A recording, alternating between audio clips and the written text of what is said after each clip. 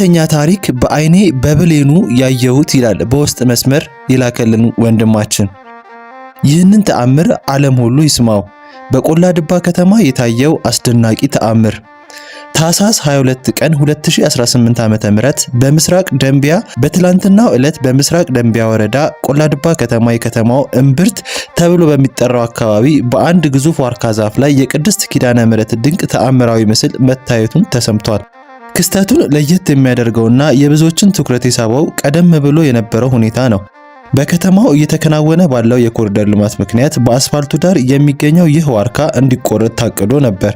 ሆኖም ግን በቀን ስራው ተጀምሮ ዋርካውን ለመቁረጥ ሙከራ ቢደረግም ለመቁረጫነት የሚያገለግሉት ቁሳቁሶች በተደጋጋሚ እየተሰበሩ ስራውን ማከናወን አልተቻለም። ሰራተኞቹ ነገሩ አልሆን አለ በማለት ትተውት በሄዱበት ጥቂት ሰዓታት ሳይሞላ አመሻሽ ላይ በዋርካው አካል ላይ የኪዳነ ምሕረት ድንቅ ምስል ተገልጦ ታይቷል። በአሁኑ ሰዓት የከተማው ህዝብና ከአካባቢው የመጡ ምዕመናን በቦታው ተገኝተው ይህንን ድንቅ ተአምር እየተመለከቱትም ይገኛሉ። ከተማው በኦርቶዶክሳውያን ተሞልቷል። ይህ የእግዚአብሔር ሥራ እንጂ የሰው አይደለም በሚል ምስክርነታቸውንም እየሰጡ ይገኛሉ። ክስተቱን ደግሞ ለየት የሚያደርገው ይህ ተአምራዊ ምስል የታየው ከከተማው ቤተ ክህነት ፊት ለፊት መሆኑ ነው።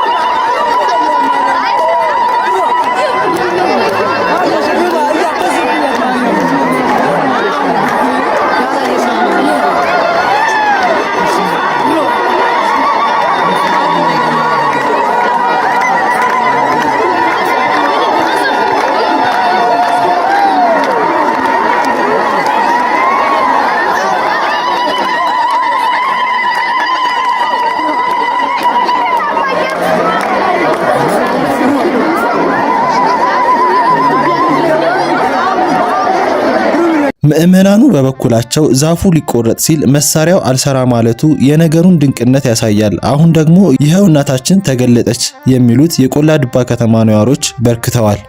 ኪዳነ ምሕረት በዚህ መልኩ መገለጧ ለከተማው ሕዝብ ወይም ደግሞ ለከተማው አስተዳደር መናገር የፈለገችው ነገር ይኖር ይሆን? ይህንን ድንቅ ምስክርነት ለወዳጅ ዘመዶ በማጋራት የዓለም ሕዝብ ሁሉ እንዲሰማው ያድርጉ።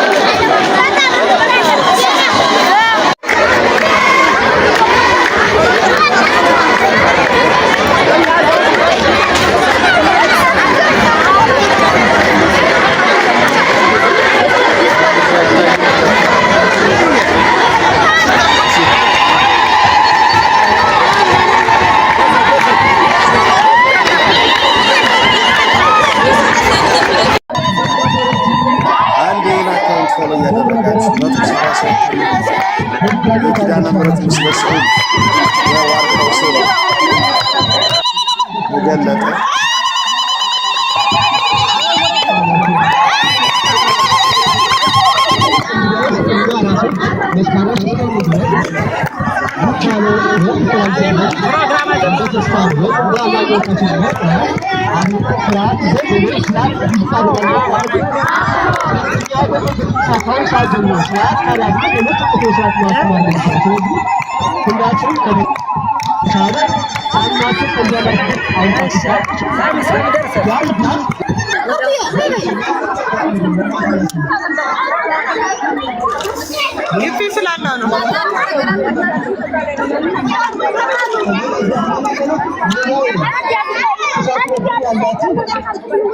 መጠንቀቅ ያለባችሁ እሺ።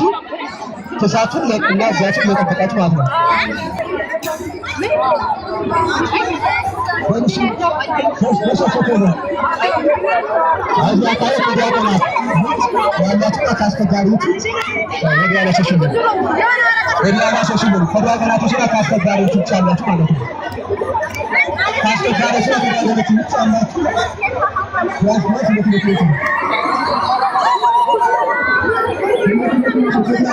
ከአስተባባሪዎች ውጭ ሸሸት ነው የምንለው።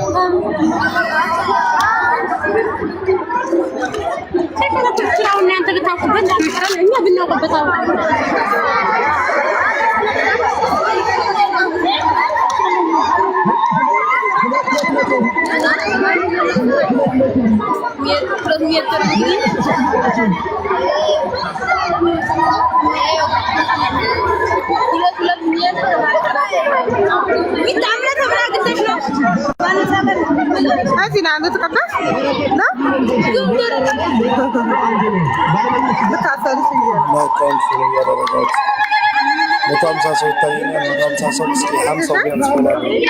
ይህን አካውንት አይከፈልበትም እኮ ምን ችግር አለ?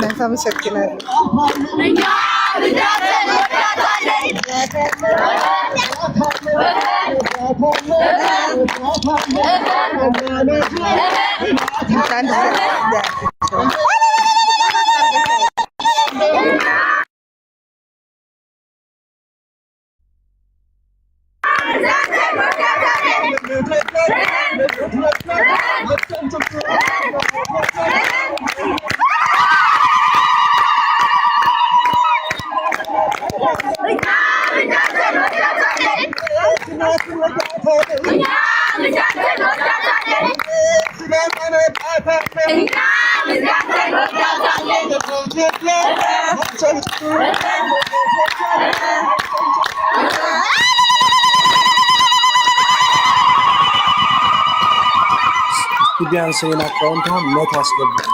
ምን ችግር አለው? አይከፈልበትም። ፎሎ አድርጋችሁ አካውንት ማሳደግ ምን ችግር አለው? ከቅንነት ብናየውና ፎሎ ብናደርግ የምር ምንም ችግር የለውም እኮ። ይህን አካውንት ፎሎ አድርጉት። ቆላድ በቅዱስ ሚካኤል አካውንት ፎሎ አድርጉት። አዲስ የምንሰራውን ቤተክርስቲያን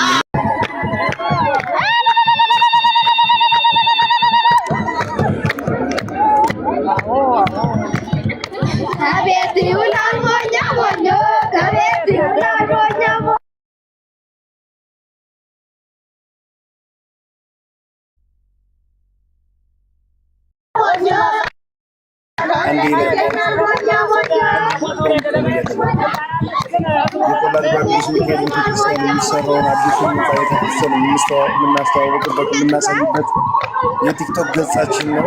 ስለዚህ ይህን አካውንት ፎሎ እያደረጋችሁ 184 ሰው አለ። ከታች ከስር የምታዩትን ከስር አካውንት ፎሎ እያደረጋችሁ